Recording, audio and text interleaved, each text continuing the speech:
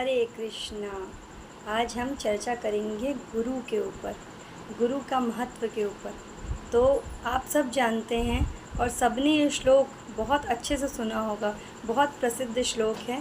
कौन सा?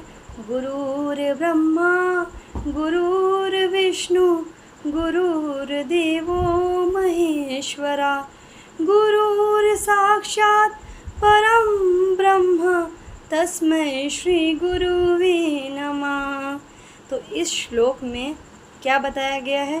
गुरु ब्रह्मा है, गुरु विष्णु है, गुरु ही महेश्वर है, गुरु साक्षात परम ब्रह्म है। उनके चरणों में हम बारंबार प्रणाम करते हैं, नमन करते हैं। पर आज हम समझेंगे कि ब्रह्मा विष्णु महेश के तुल्य क्यों कहा गया है गुरु को। क्या गुरु भगवान के तुल्य है या साक्षात भगवान ही है? तो इस बात को हम लोग समझेंगे। तो जो गुरु है, गुरु को ब्रह्मा कहा गया श्लोक में। क्यों कहा गया? क्योंकि गुरु ब्रह्मा की तरह हमारा नवीन जन्म करते हुए हमारे अंदर वो भक्ति का संचार, भक्ति का निर्माण करते हैं, जो कि हमारे जन्म से हमें नहीं मिली होती है। लेकिन ब्रह्मा की तरह गुरु जब हमको मिलते हैं तो भक्ति हमारे अंदर जागृत होती है, हमारी दीक्षा होती है। तो क्या होता है? हमारा नया जन्म होता है।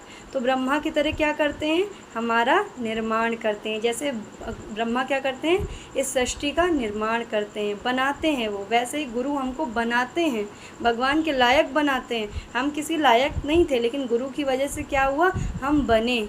दूसरा, गुरु क्या करते हैं? विष्णु की तरह हमारे अंदर जो संस्कार ब्रह्मा की तरह गुरु निर्माण करते हैं, जो संस्कार हमें देते हैं, वैसे ही वो संस्कार पालन भी वही करते हैं। उसको अच्छे से कैसे हमारे अंदर डेवलप करना है, कैसे हमें क्या करना है क्या नहीं करना है, वो सब सिखाते हैं। और उन सब में हमारे अगर कुछ भी हम लोग गिर रहे हो तो हमारा पतन कराने से रोकते हैं। हमारे उन संस्कारों का पालन भी वही करते हैं, हमें समझाते हैं। और साथ ही साथ लास्ट में क्या कहा गया है कि गुरु क्या है? महेश्वरा।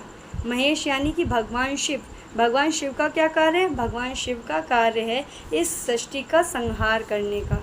तो संहार करते हैं जब शिव, तो वैसे ही भगवान शिव की तरह गुरु हमारे भीतर काम, क्रोध, लोभ, मत, मात्सर्य नाम के जितने भी राक्षस हैं और जितनी भी बुराइयां हैं और जितनी भी हमारे जीवन में नकारात्मक ऊर्जा है, जितना भी ऐसा कुछ क्लेश है जो भगवान से हमें दूर करता आया है, उन सब का क्या करते हैं? संहार करते हैं। ब्रह्मा की तरह हमें नवीन जन्म देते हैं, विष्णु की तरह हमारे हर संस्कार का पालन करते हैं, भक्ति को हमारे अंदर रख करके हमारी भक्ति को बढ़ाते रहते हैं, हमें सब अच्छा बुरा का ज्ञान देते हैं और शिव की तरह बुराइयां ख़त्म कर देते हैं। तब हम क्या होते हैं? भगवान के लायक बनते हैं। तब जा कर के हम भगवान के योग्य बन पाते हैं। तो गुरु की महत्वता बहुत है। बिना गुरु के तो हम किसी लायक न थे, बिना गुरु के हम भगवान से नहीं मिल सकते। गुरु ही हैं जिनकी वजह से आज हम भगवान के मार्ग में, भगवत मार्ग में जा रहे हैं और भगवान के पास जाने के योग्य भी बनेंगे तो गुरु कृपा से ही बनेंगे। कहते हैं गुरु, साधु, शास्त्र, अगर इन तीनों से कोई दूर है, इन तीनों से अगर कोई दूर हो करके भगवान तक पहुंचना चाहता है तो कभी नहीं पहुंच सकता।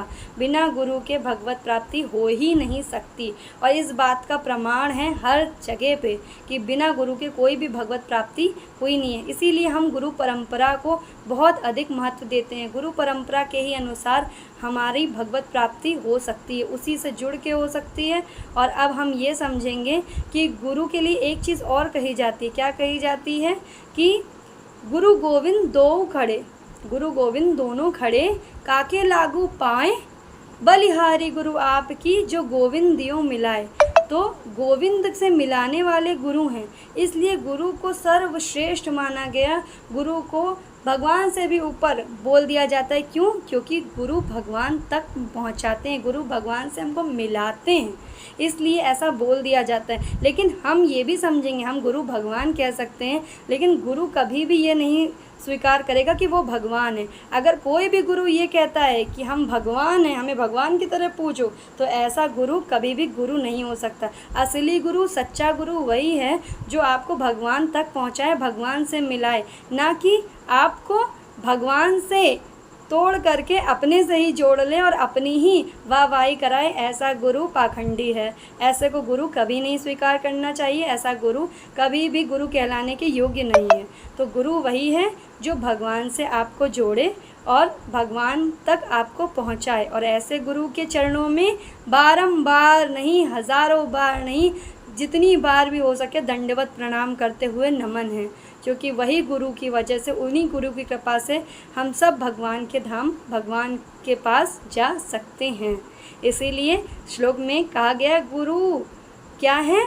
गुरु ही सर्वोपरि हैं। गुरु के चरणों की वंदना इसीलिए बारंबार करी जाती है, हज़ारों बार करी जाती है। और गुरु पूर्णिमा पे हम सब आपसे यही कहेंगे, हम आपसे यही कहेंगे कि गुरु की जितनी भी हो सके हम लोगों को कृपा बटोरनी चाहिए। हमारे गुरु की कृपा की ही वजह से आज हम हैं। बिना गुरु के हम कुछ ना थे, कुछ ना होते और ना ही कुछ बन पाते। इसीलिए गुरु कृपा हमेशा हम पर और आप सब पर बनी रहे। हरे कृष्णा, राधे राधे। गुरुदेव भगवान की जय हो।